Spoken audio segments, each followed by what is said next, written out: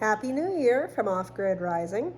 Thought I would share with you how I use an old school calendar on our 21st century homestead.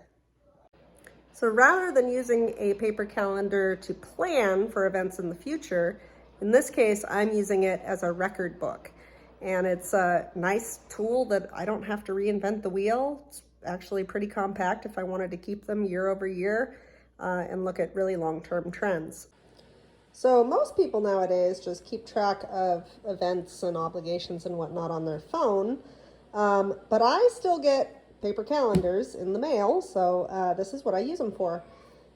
This is a running record of when we do things like change our propane tanks, or refill the water tank, or when I clean out our gray water filter, when we maintain the batteries on our solar system. And even things like treating our septic tank, which even if you're not off grid, if you have a septic tank, that's a good thing to keep track of. I also use it to keep track of when I medicate the dog and stuff like that. And it's really helpful to keep track of this over the long term so that you can see patterns.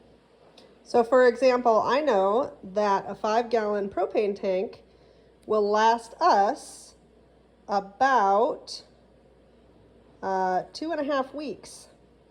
And that can help me plan for when I take the propane tanks in to get them refilled.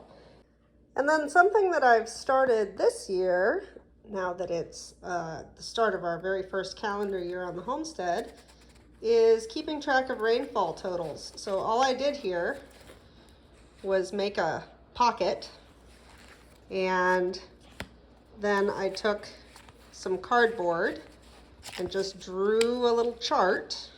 This is January, and so far we've gotten 1 3/4 inches of rain up here. And then I'll just keep a running record of the rainfall throughout the year. And then I did it right to left so that as I pull it out, the year progresses. And yes, this is just repurposed out of a soda box.